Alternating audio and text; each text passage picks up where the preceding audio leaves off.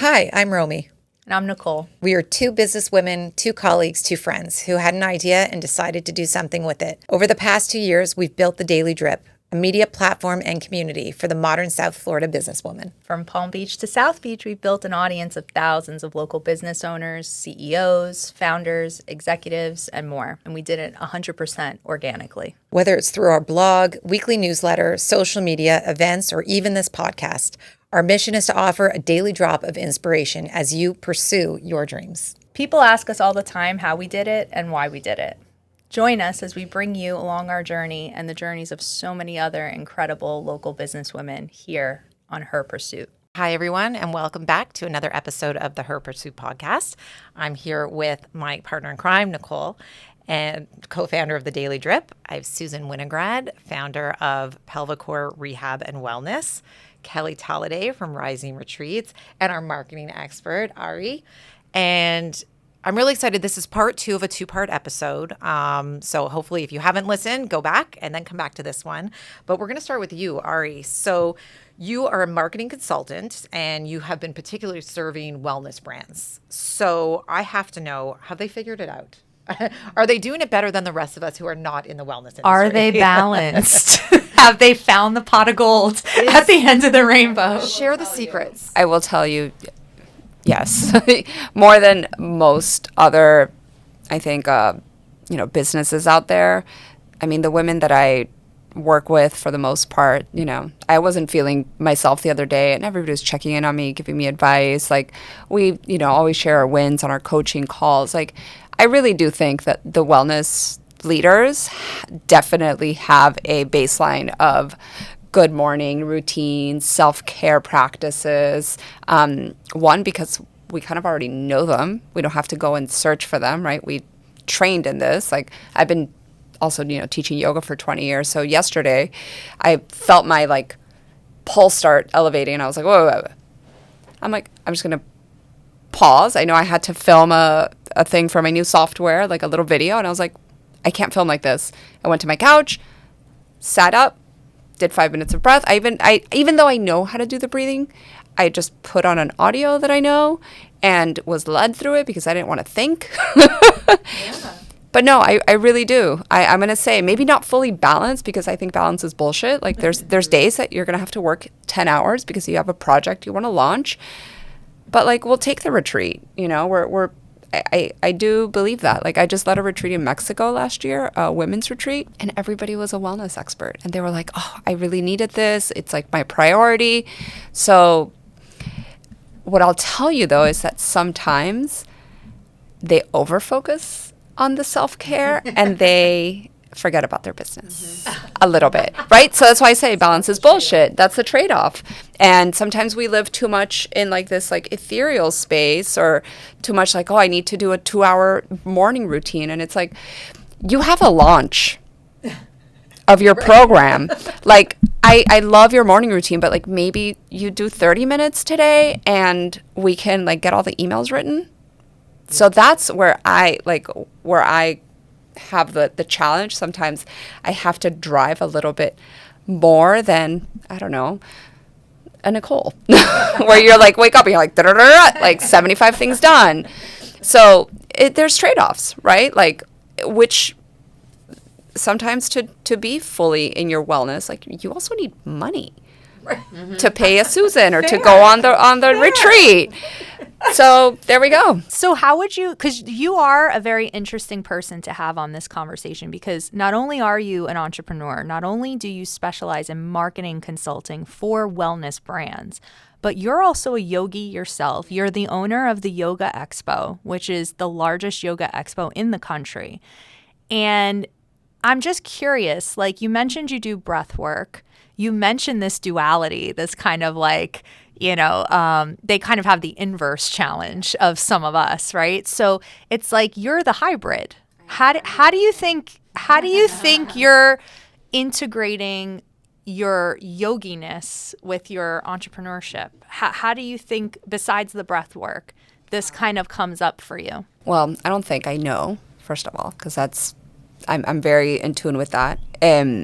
I also had a really crappy last year. I felt like I went to the hospital twice last year. backstory. I have an immune system deficiency type of thing. And I was hyper stressed. I was too stressed, right? Like there was stuff with like personal life and then business. I was launching an e-commerce brand, like so much. And I was like, wow, what happened? Like, where did I exercise? I, do my celery juice every morning. I meditate. I also have a 4-year-old. And I realized that I was sacrificing a lot of my morning practices for working. So it like the wave went overboard. Kind of like a pendulum, you swing. I swung too much because I took on like so much achievement, quote unquote, right? I was like, I need to do all these things because I want to like get to this place. And it was a slap in the face where, I said, okay, if I don't bring back my practices that I know work because they're so powerful and they don't need to be 3-hour long practices. It was 10 minutes. I was like, I can do 10 minutes. So I started reintegrating my yoga, my stretching. I hired a personal trainer to, keep me on top of my functional fitness versus the stretchiness. I went to a health practitioner. So like I went to my mentors. I reached out because even though I knew all the things, like I was a health coach as well, yoga teacher. I knew all these things, but I didn't keep myself accountable. I was, saying no to the yoga class or no to the yoga morning because I needed to, pump out 12 emails. So I think bringing it back, it is a weird place where your mind is the leader of things. And sometimes your mind, as we know, like is stronger than your body. So I got too much in my head and too much in the future of things, and I forgot about the present. So for those of us who are like fully focused on being well and having like this, kind of having it all because we can, right? We can be healthy. We can make a lot of money. We can be super moms. We can be great friends.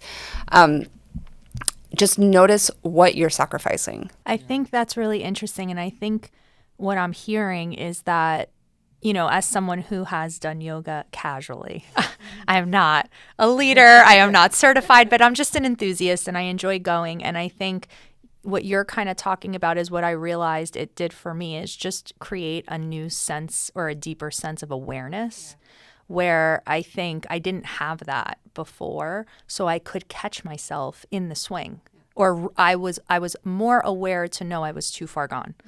And I think, that is one of those things that yoga does for you. It gives you enough quiet time to just notice. Because yoga's a science at the end of the day. So for us who are strategists, right? Like if you look at yoga and what it does as a strategic implementation, it unites your physical movement, it balances your energy, it like balances your nervous system, and it connects you to, a higher source.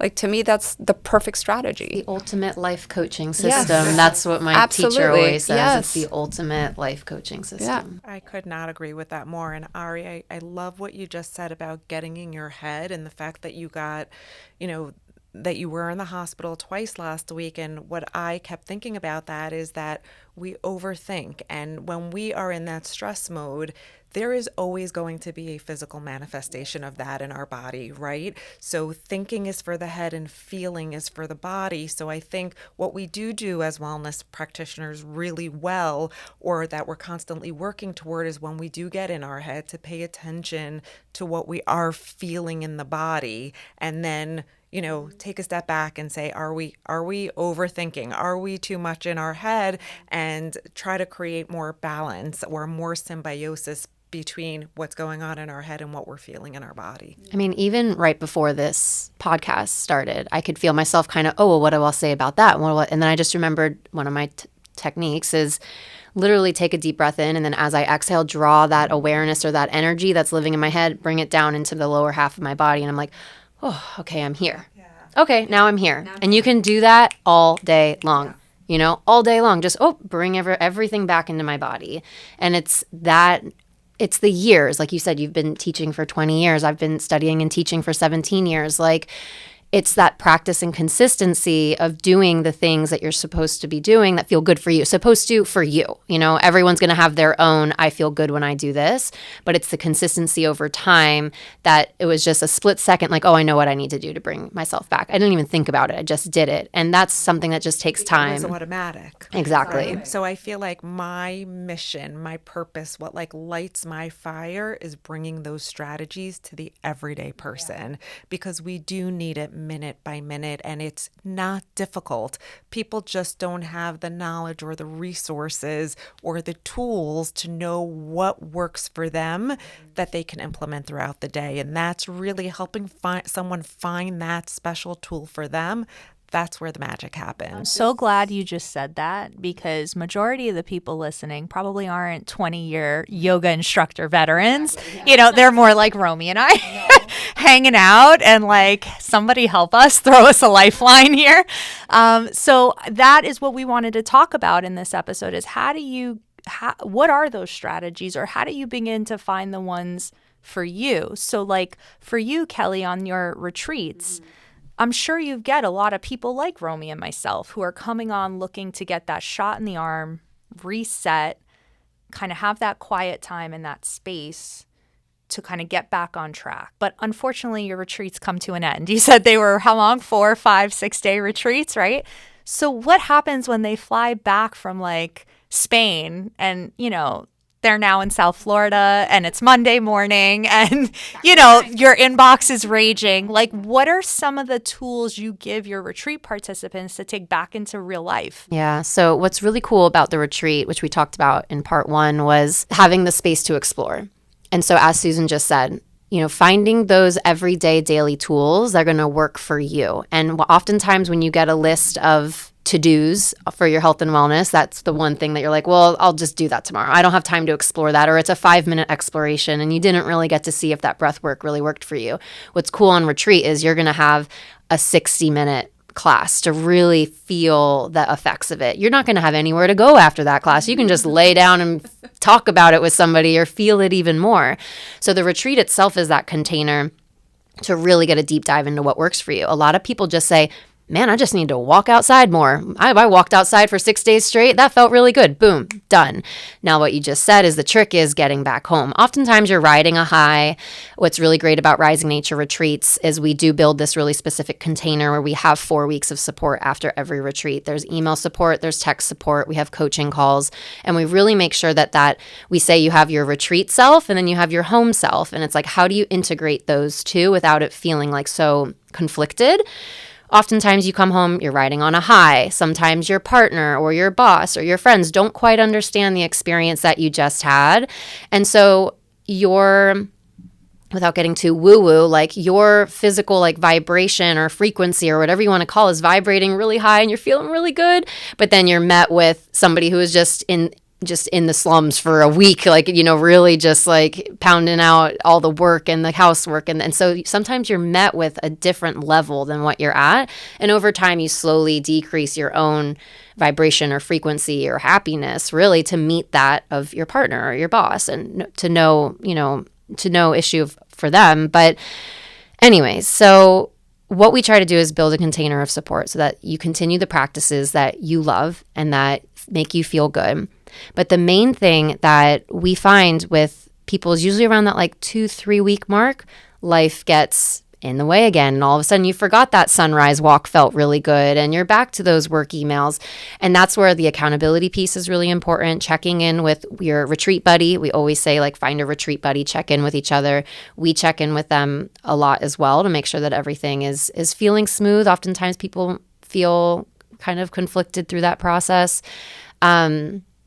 And also the last thing there is trying to over time make the need for integration entirely irrelevant. Like matching your own life at home to a certain degree, like working with a Susan so that your day-to-day daily life isn't so different to your retreat self. Who you are on retreat matches the person that you are at home. There's no need for integration altogether. And again, that takes time and practice and consistency, but that's something that we talk about a lot at home or on retreat is one, the things that might come up during your integration process at home. And then 2, like, how do we match your retreat self with your home self to a point where it doesn't feel so conflicted in your body? I have 2 thoughts, and one is at least what I experienced last year and what I struggled with, because I think there's a mindset piece that goes with this, is for me, like, working out has always been a really big piece of what I do. It's just like what keeps me off the news. It's why my family's still alive. It's like, you know, it's something that is so important to me for so many reasons. And what I noticed happened to me last year was that I negotiated it right out of my day-to-day, because every day I'd wake up with the intention of doing something and then was like, well, you have no business taking an hour to work out when you have all of these things that have to get done. And, you know, next thing I know, I woke up and it had been a year of this where I didn't even recognize myself anymore. I was not the best version. And so I say this to say that how I then start, and I'm very intense in terms of how I work out. Obviously, we all know this, but I sort of reset by doing just this smallest thing, which was for me going for a walk. I was like, I'm at least going to set aside 45 minutes to an hour every day to just go for a walk. So I feel like for listeners to understand that, like, you don't have to revamp or upheave your whole life in one day. Like, pick one thing at a time and try and get that going before you sort of take on, because it is overwhelming. You watch all social media. It's like, well, are you eating properly? Do you get your breath work in? Are you doing yoga? Are you working out? And it's like, I don't have time for all that. You know, like, I gotta figure out how to make it work so that it doesn't feel stressful. But, you know, I think picking 1 or 2 things, sticking with that, making it really part of your day, and then adding. That is something that it's something that we talk about a lot through the integration process, and towards the end of the retreat, like day 5, day 6, there's a lot of journal prompts to kind of remind people, okay, what did you learn about the culture? What would you like to take home with you from the culture? How would you like to integrate what you learned from the slow living lifestyle of Greece, and how can you bring that home? What's one small thing you can commit to every day when you get home? And that could be 5 minutes of breath work, a 20-minute walk in the morning. But the main thing is making it small and making it ultra attainable so that you can do it every day, because each day that you wake up and you do the thing you said you were going to do, you put a little coin in your piggy bank saying, I'm worth it. I deserve this. This feels good. For those who like gold stars, oldest daughter syndrome, hand up. Like, I did it. I get the gold star. And you, apparently nothing according to my sister. But yeah, like, it's that daily investment in yourself, and it's super small. So again, you're not going to say, I'm going to do my 2-hour morning routine. You say, I'm going to hit 5 minutes of breath work, whether you did that in the car in between appointments, whether you did, you know, it's like we make sure that people walk away from each retreat with that one small thing so that they do have something attainable to go back home and continue to invest in themselves in that way. I want to add something to that also. And Romi, what you said about mindset, I think that this all can sound very overwhelming to people, but this is actually inspired by my son-in-law. We just came off of Passover, and he said this very beautiful thing at our Passover table where, you know, people think that not having boundaries and being able to do whatever you want is freedom. And that's not really freedom, because you're really enslaved to your desires, your wants. Freedom comes when you have choices in front of you and you have the control and the discipline and the motivation and the determination to make the choice that's going to serve you. And that's what I love teaching people on a day-to-day basis. There's, life is about choices. So true health independence, true health freedom is seeing what choices are in front of you and having the control and the clarity and the desire to make the choice that's going to serve you, whether that's taking a 5-minute walk or going out in the sunshine or saying, I need to go to, a yoga retreat or anything like that. Life is going to be about choices, and there's going to be, dark and light, and which one do you pick? So I think true health independence and freedom is having that control and that present moment awareness to make the right choice for you. You're so right. And health is freedom. Yeah. Health is freedom. And then oftentimes I say to clients when they say things like, I don't have time to go for that walk, or I don't have time, and replacing, and I'm not the one who came up with this, but replacing I don't have time for, this is not a priority for me right now. My health is not a priority for me right now. This walk in the sunshine is not a priority for me right now. That my afternoon with my kids is not a priority for me right now. Like, that's a kicker. That'll get me crying. Like, I can't even say that. But it's a trade-off, right? And so instead of saying I don't have time, because that takes your choice away from you, that's somebody else has placed that time restriction on you. When you say this is not a priority for me right now, it either is that's okay with me or that's actually really not okay with me. And that's when you make the change. Yeah. To me, there's this concept that I kind of had this awareness with the other day of the word control. And I was like, well, first of all, we're in control of absolutely nothing. Like right now, like, something awful could happen and that's that. I'm in charge. So that is my new mantra for the year. Like, I'm in charge of my health. I'm in charge, right? Isn't that a good one? Yeah. I love how she's owning it. She's like, yeah. I love that. And you should, because that is a great mantra. I am in charge. Like, I'm in charge We should of start an I'm in charge movement. done. Don't give me more things to do. But it is really, when you were in school, think about this. You didn't want to do homework, but you had to get good grades. You were in charge whether you got the good grades or not. You were in charge of, making sure that your kids are fed. You're in charge of your wellness. You're in charge of your business. Like, we are in charge of things. I think especially as women, I'll throw this out there. I think we're like the number one in charger of thingies. Of multiple things. Thank you. And so that's my mantra. It's like, I'm in charge of feeling good. I'm in charge of making sure that my business is, being worked on, and I'm in charge of working in my business for my clients. And that shifted a lot for me these last few months. So hopefully that resonates with you guys. We talked about a lot of things here. We talked about starting small, right? Baby steps, attainable goals. For the integration process. I think, Susan, you said maybe in the last episode, you talked about habit stacking, like just stacking small things. Romi, you talked about walking being that for you. I went from walking to 75 hard. That's me. I only operate in extremes. But then, you talked about noticing your pendulum swing, going from extremes and leveraging your yoginess to like bring yourself back, to be aware and bring yourself back and integrate more of those practices. Is there anything else that you guys have done or integrated into your life that you've noticed has made a big impact in how you feel or maybe how you're performing in life and business? I mean, I'll give you guys my like 3 go-tos when I feel things are in a hot mess.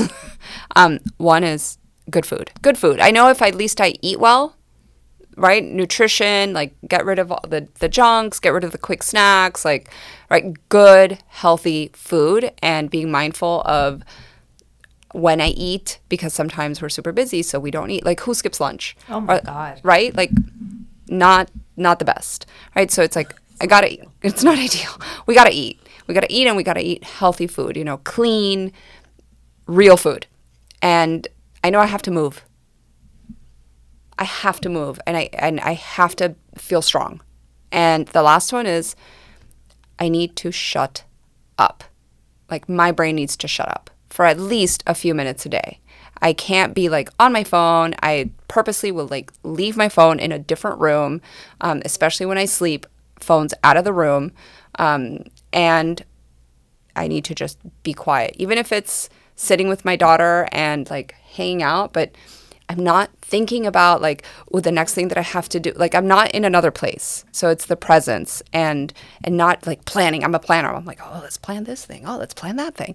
So if I know I do those 3 things, and they don't have to be long, they can be short. Like, good food, that's easy. You know what I mean? Like, that's easy. There's even like meal services nowadays that bring you good food to your home. You don't have to cook. But I like to cook, so I cook. And then the shutting up, like, that's vital. That's the one time that my brain is like, oh, thank God. She stopped for 5 seconds. Because actually, those of us who are like doers, our brain takes up so much energy. Oh my God. So much energy. I was like, turn off. I just Yeah. looked at Nicole and literally said, like, what is that like? Like, when your brain And even if, like, for example, I always say I'm a terrible meditator, even though I've been meditating for so long. I'm a terrible meditator because my brain doesn't, even the awareness that you're saying, oh, my brain doesn't shut off, like that's a win. Yeah. And I think I so relate to that. My brain exhausts me. Sometimes I feel slave to my mind. The ideas, the to-do lists, the curiosities, the obsession almost. I was talking about this with Matt Saverick, and I was saying Matt, shout out to you.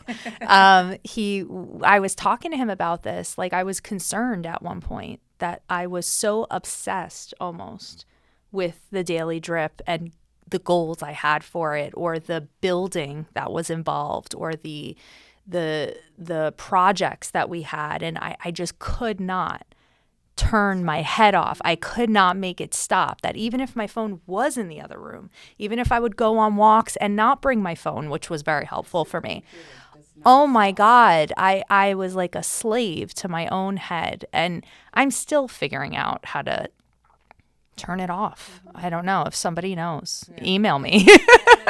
Well, it's funny because oftentimes you'll hear people, especially in beginning like meditation classes, I can't meditate. My brain won't. I'm just one of those people. My brain won't turn off. And I'm like, well, one, everyone's brain doesn't turn off, and two, meditation. If you look at it from a yogic perspective, most of us, even the most senior, whatever, like quote unquote senior meditators, are not even hitting the level of true meditation, which is like true absorption into the moment of now. But most of us are just in a practice of concentrating, bringing ourselves back to the point, back to now. Most of us are like throwing a lasso on our brain, bringing it back into the center, like just bringing ourselves back. And so it's okay that it feels hard, and that, like you said, the awareness that it is hard, the awareness that the thoughts keep coming, that's the little shiny business card that we should be trying to like, oh, that's cool. I just noticed that my brain did that. That's the next step. And then you go to the next step. And it's just a constant process of unraveling how your brain works. I'm going to even take that a step further. And when people come to us at Pelvic Core Rehab and Wellness and say, I'm not a good meditator, I can't shut my brain off, I would go so far to say is nobody's a good meditator. Meditation is a skill that needs to be practiced. I always liken it to a seed that you plant in the soil, and you water it and water it and water it, and you're waiting for it to sprout. And then all of a sudden you see a little green leaf coming up, and you continue to water it and nurture it. And then all of a sudden you have this beautiful plant. So I think that it's a skill that we all have to continue to practice. And I always say, thank God yoga's called a practice, because God knows I'm never going to arrive. But also those monks who live on top of a mountain, they practice all day long. So, we don't have the luxury to do that. So I think we have to give ourselves some grace and keep practicing. But Nicole, in terms of our brain shutting off, Lord knows, that I can't shut my brain off, but I am constantly looking for new strategies and techniques to help me do that. Like I mentioned, if anybody wants to learn more about it, I am doing this, self-discovery life mastery program now, where I am learning to shut my brain off, because it's exhausting, and we have to realize that's not sustainable for our long-term wellness. I'll share a tip or something that I have found that helps me, because I started with removing the phone. But then I noticed reading, like forcing my mind to concentrate on words and ideas, and not on the phone, not scrolling reading. It has to be a book. I have to hold a physical book. I have to feel paper in my hands. And if I'm really feeling twisted and out of my mind and out of my body and just intense, like it's become my little like 911, like grab this book, go sit in a corner somewhere or outside on my patio, and can I read 10 pages? Just read, like force myself to read. No, well, sometimes they are. I don't really read like rom-com books, but they're things that are interesting. It almost doesn't even matter at this point. It's just forcing myself to read words on a page. Well, and redirect your focus, right? Exactly. And for me, it's movement. Yeah. Like for me, it's nature and movement. And even, so I'm not a yogi, but I do, and I keep telling you, you got to try this. The yin yoga for me at night has been a game changer. Like there's something incredibly relaxing about stretching in that way that helps me. It's helping me get better at sleeping, because that's something that evades me, like brain turning off and then lack of sleep is problematic. But I think like finding something, like for me, like I'll jump up from my desk and rather than read, for me, it's like I need to get out and do something active. I need to walk the dog, get out in the sun, sit in the back. Sometimes it's just sit in the backyard and feel sunshine, but movement for me in some capacity helps me sort of readjust. It's just a matter of recognizing that I have to do that instead of just sitting there trying to push through like the struggle of whatever I'm dealing with. Yeah, I'll jump in about the sleep aspect of it, because oftentimes people talk about a morning routine, which is great.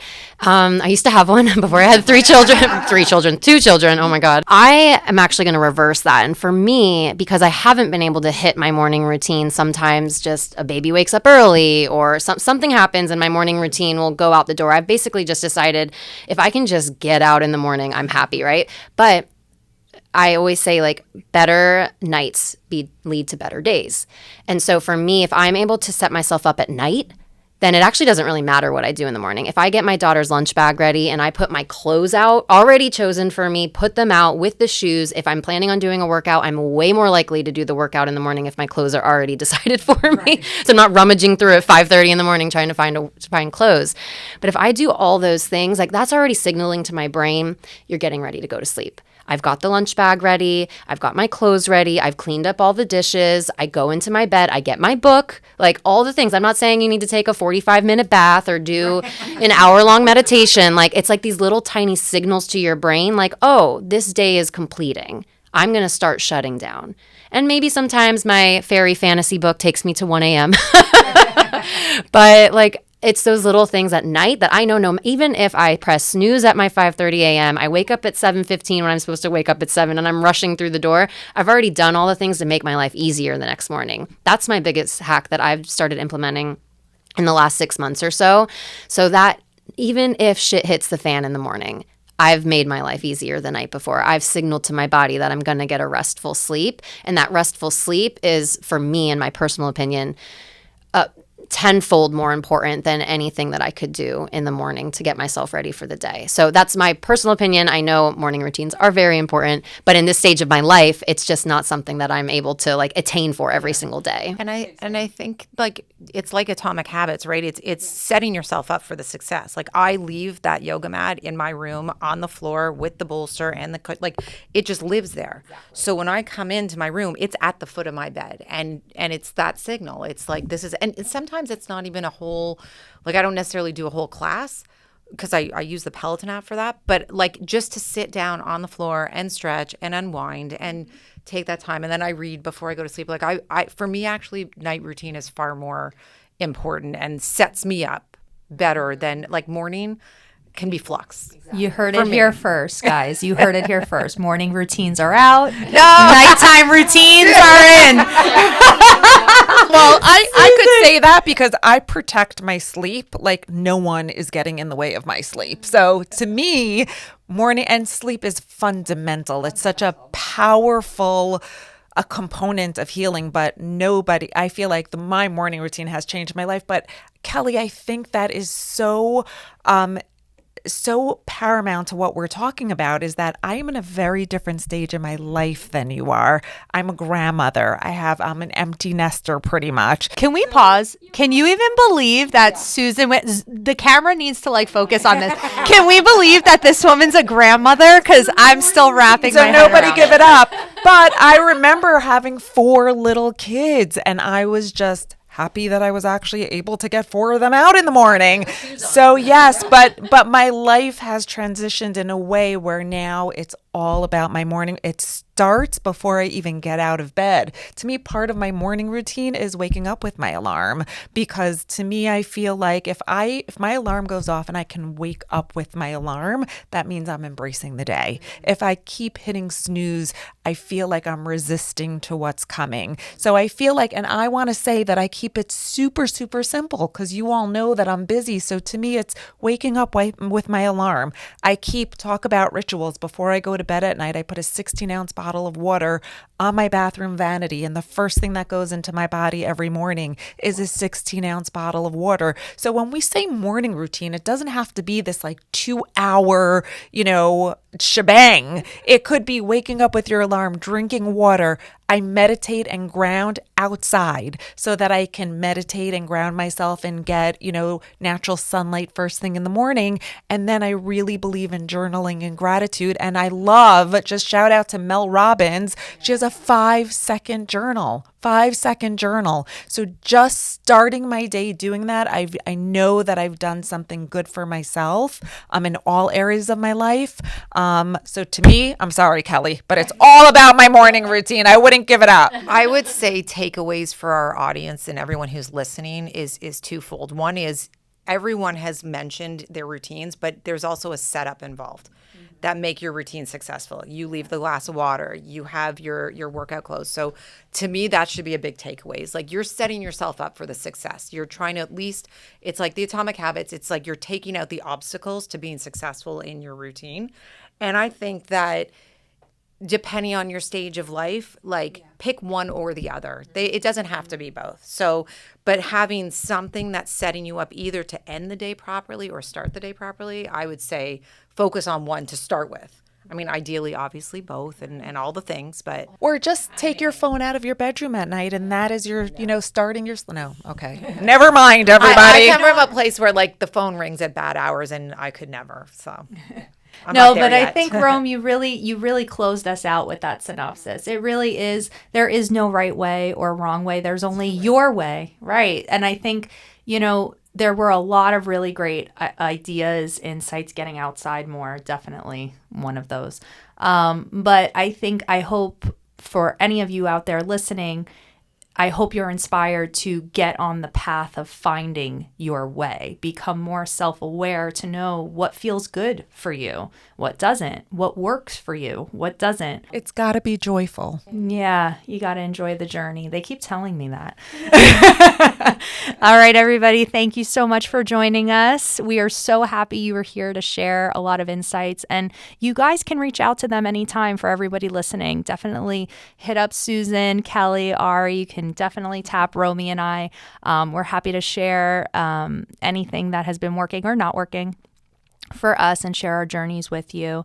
And we're so grateful that you're here tuning in, and we will see you back on another episode of Her Pursuit. Thanks for listening to this episode of Her Pursuit. You can catch a new episode every other Wednesday. Please don't forget to subscribe or follow so that you don't miss out on any of the good stuff. We love bringing you free content and value to help inspire and motivate you. So if you enjoyed this episode, throw us a thumbs up, leave us a rating, a review, and send this to a friend who you think would enjoy it. Your support is so important to us, and we wouldn't be able to do any of this without you. So thanks for listening. Talk to you in 2 weeks.